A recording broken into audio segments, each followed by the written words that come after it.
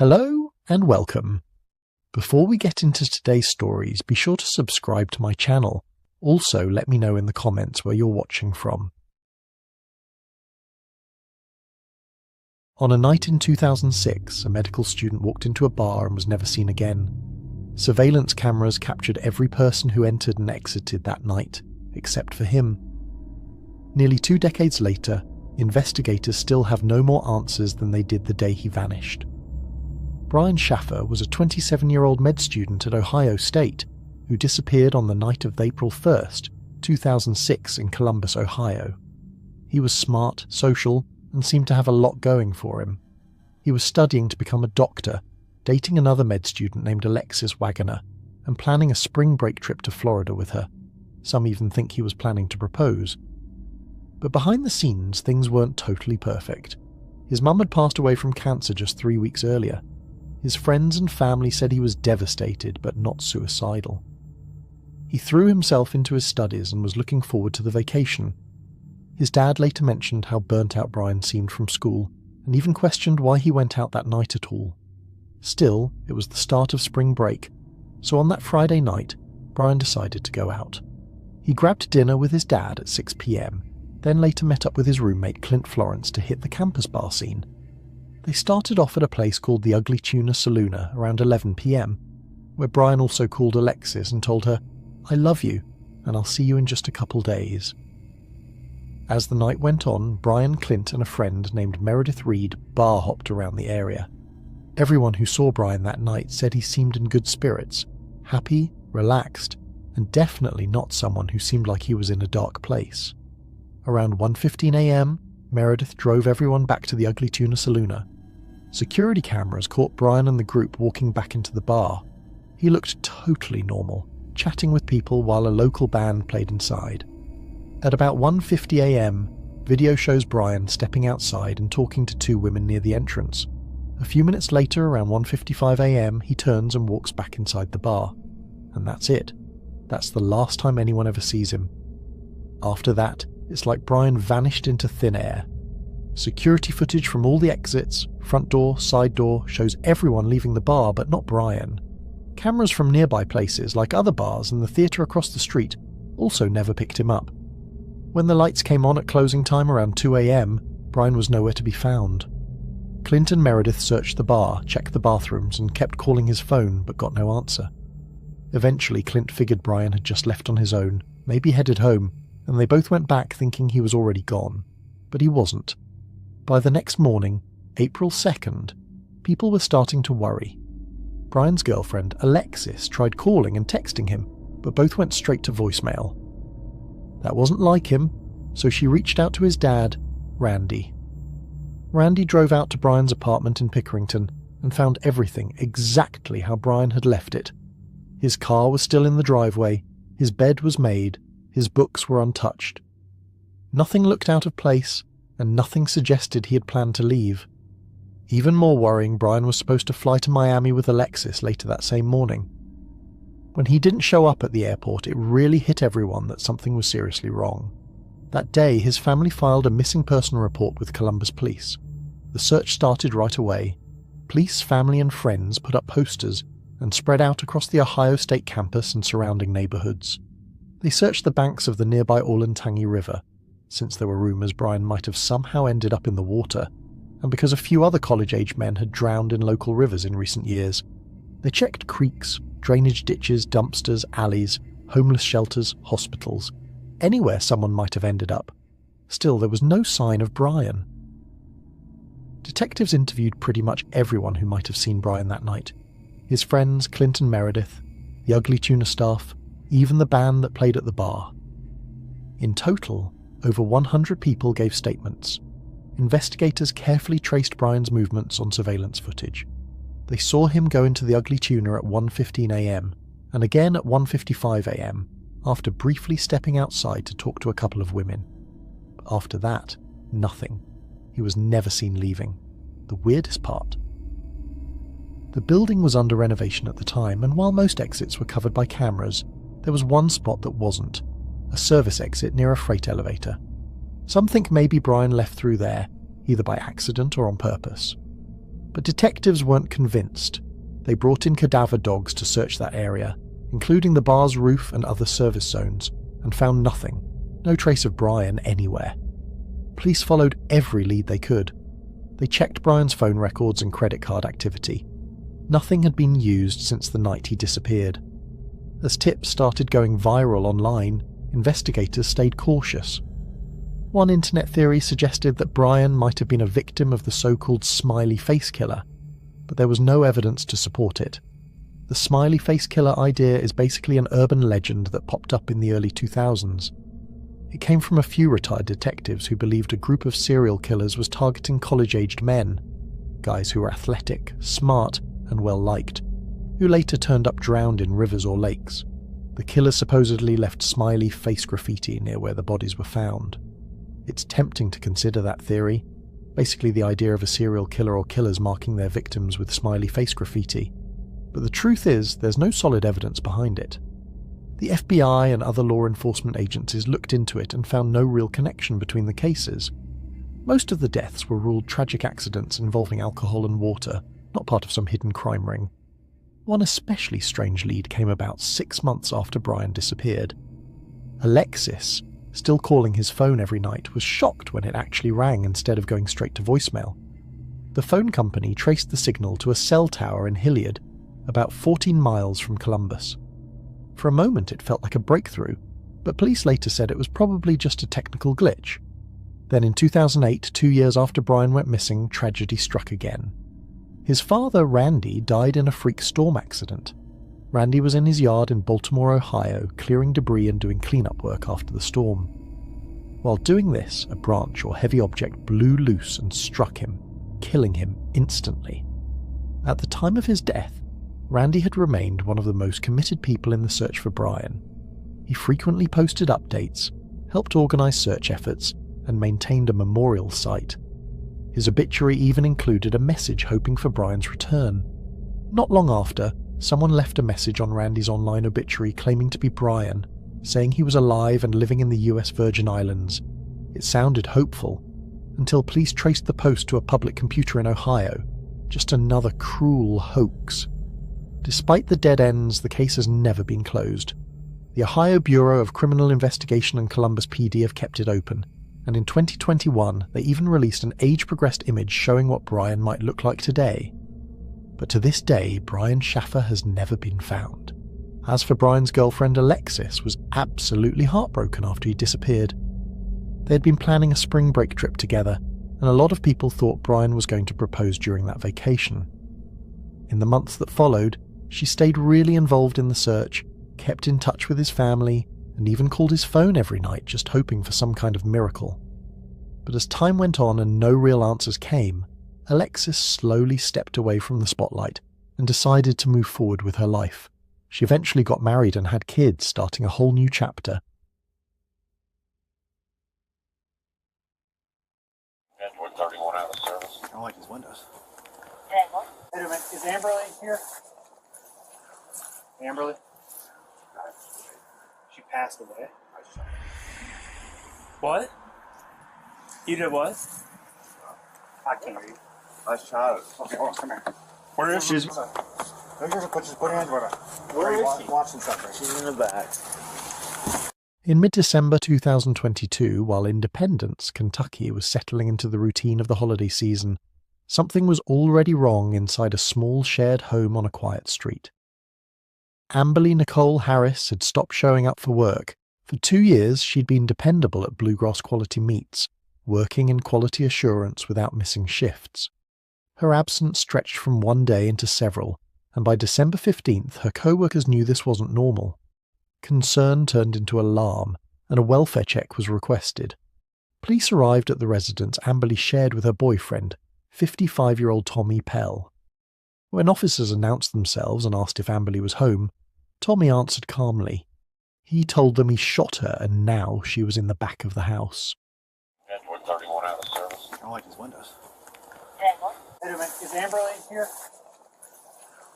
Amberly? She passed away. What? You did what? I can't hear you. Nice child. Okay, hold on, come here. Where is she? Just put your hands with her. Where is she? Watching something. She's in the back. Independence Police, make yourself known! Independence Police, make yourself known! Touch anything. Yes, sir.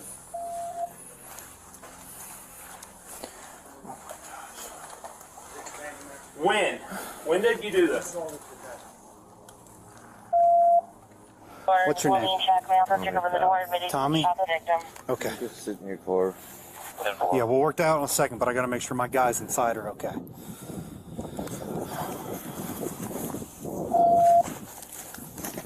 Just play phone. All right.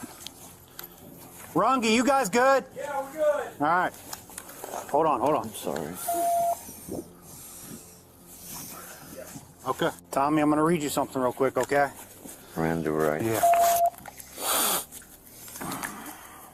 You have the right to remain silent. Anything you say can or will be used against you in court. We're fighting. She's trashing my shit again. Okay.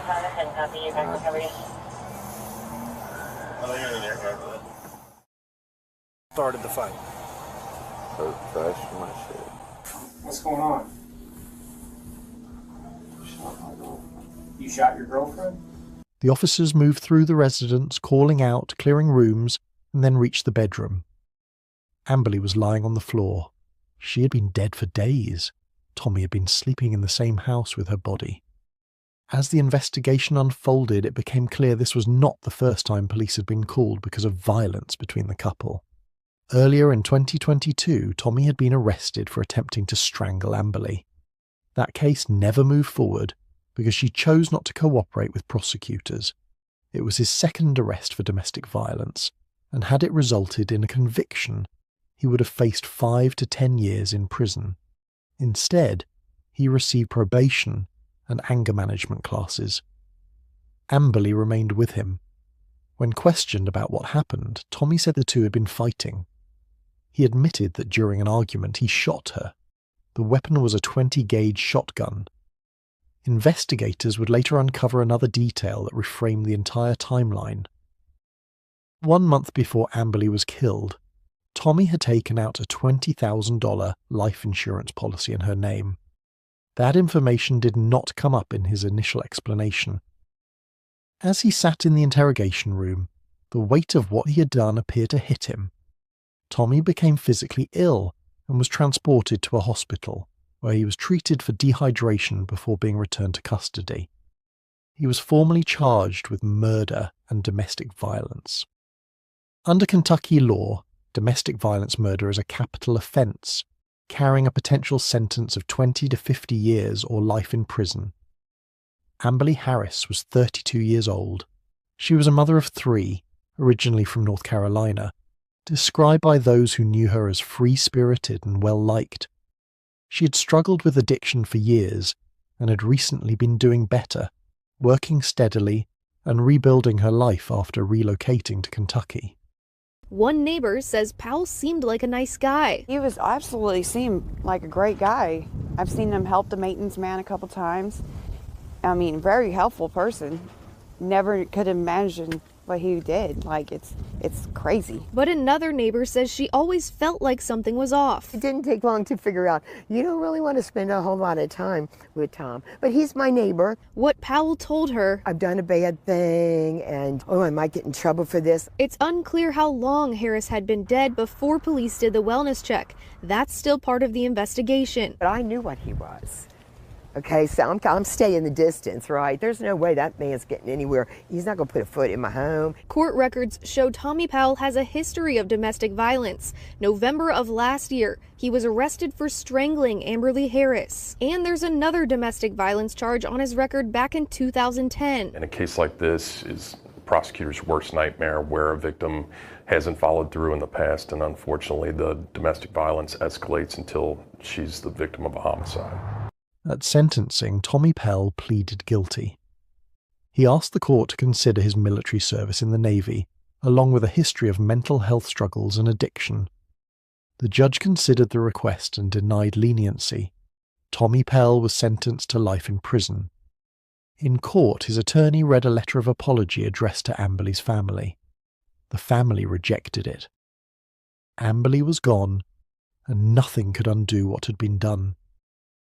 The timeline left little doubt. The violence had been escalating.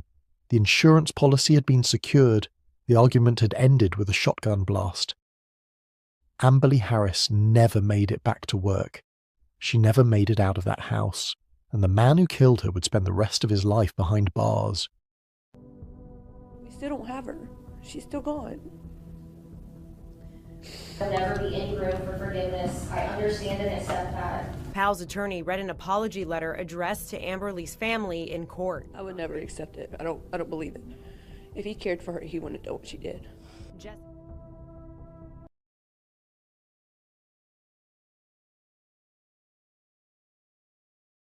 August 26th, 2025. A quiet morning in the Victorian countryside shattered in an instant. At around 10:30 a.m, 10 police officers pulled up outside a property on Rayner Track, a lonely stretch of land at the base of Mount Buffalo. Their mission was clear: execute a warrant for alleged sex offences tied to the man who lived there. That man was Desi Freeman. He wasn't living in a house, but in an old bus parked on the property. To the police, it probably looked like a routine operation. Approach, serve the warrant and bring him in. But Desi had been waiting. The moment a 59-year-old officer approached the bus door, a deafening blast rang out. Desi fired straight through the metal with a homemade shotgun. The officer collapsed, dead before he hit the ground. Panic erupted. As the other officers scrambled for cover, Desi flung open a window and fired again. A second officer, just 34 years old, went down. Another detective was struck but managed to crawl under the bus, hiding in the dirt as chaos raged above him.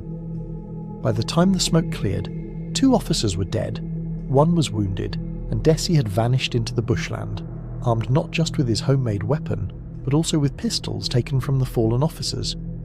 Within hours, the area transformed into the largest manhunt Victoria had ever seen. More than 450 police officers scoured the dense wilderness of Mount Buffalo National Park.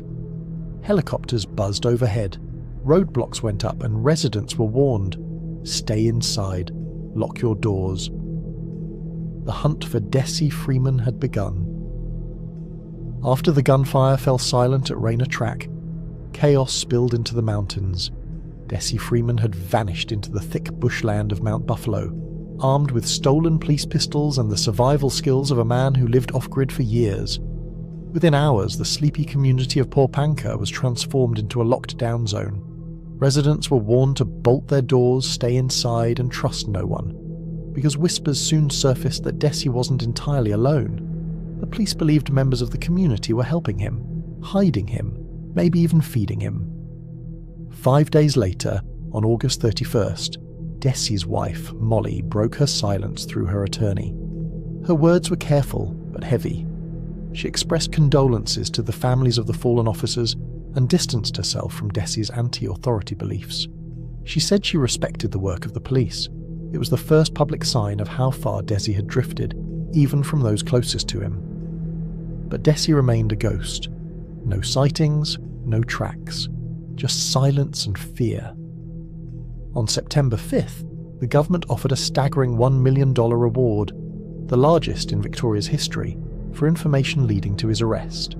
It was a test of loyalty. Would those rumoured to be sheltering him betray him for the money, or would they risk everything to keep him hidden? To this day, the answer remains unclear.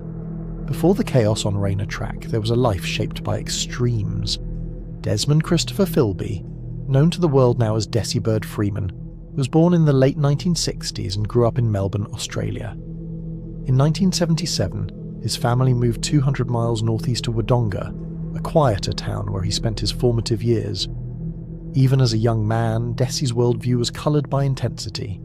He was a devout Catholic, an environmentalist, and occasionally obsessively fixated on the ideas and symbols that unsettled him, like when he destroyed Metallica cassette tapes, convinced they carried satanic messages.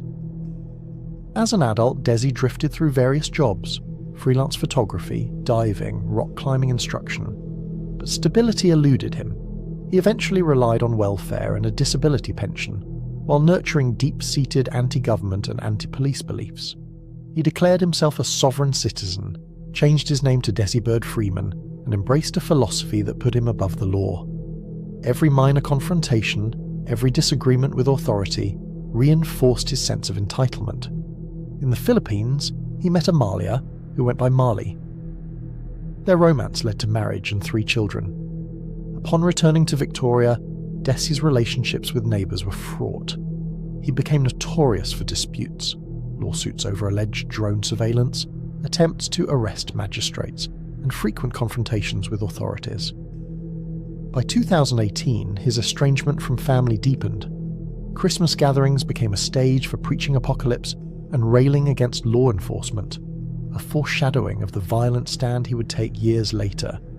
Paranoia, grandiosity, and a fierce need to assert control defined Desi Freeman. Every action, from surveillance cameras around his properties to his fascination with conspiracy theories, was part of a pattern. He believed that society, laws, and authorities were obstacles designed to curb his self-perceived greatness. Little did anyone know, this mindset was the seed of the deadly confrontation that would unfold on August 26, 2025. The morning of August 26, 2025, dawned quietly over Popanka, a small town nestled at the base of Mount Buffalo. At 10:30 a.m., 10 police officers arrived at 80 Rainer Track to execute a warrant related to alleged sex offences. The property, unassuming from the road, concealed a bus where Desi Freeman had made his home. What happened next would shock the community. As a 59-year-old officer approached the bus, Desi fired through the door with a homemade shotgun, striking the officer fatally. Chaos erupted instantly. Desi then opened a window targeting other officers. He killed a 34-year-old officer and wounded a detective, who narrowly survived by hiding under the bus. The officer's life hung in the balance until backup arrived. Desi, armed now with pistols taken from the fallen officers, vanished into the dense bushland of Mount Buffalo National Park. The town quickly became a fortress. Residents were told to lock their doors and stay inside. Over 450 officers joined a massive manhunt, scouring the rugged terrain for any trace of the fugitive. Helicopters hovered overhead, dogs were deployed, and checkpoints were established on every road leading out of the area. In the days that followed, the tension in Popanka escalated. On August 31st, Desi's wife, Mali, issued a statement through her attorney expressing condolences to the victims, emphasizing that she did not share her husband's anti-authority views.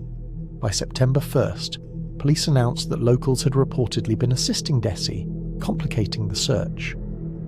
4 days later, authorities offered a $1 million reward for information leading to his arrest, the largest in Victoria's history. While the authorities hunted, Desi's presence remained a ghost in the bush. Tracks, sightings, and tips came and went, none leading to capture. The man who had spent years shaping his life around autonomy, rebellion, and defiance had now become a living symbol of his beliefs, forcing the law to chase him across the wild slopes of Mount Buffalo. Over the following days, the massive manhunt for Desi Freeman continued, with helicopters combing the forest, officers setting up roadblocks, and locals urged to stay vigilant. Sightings and tips circulated, but none led to capture, and rumours swirled that he was receiving aid from sympathisers. Desi's wife, Mali, remained publicly distanced, offering condolences but emphasising she did not share his anti-authority views. A $1 million reward heightened the stakes, yet the fugitive's knowledge of the rugged terrain and survival skills kept him one step ahead. Authorities speculated on his fate. Some feared he had already taken his own life. Others believed he was preparing for a final confrontation.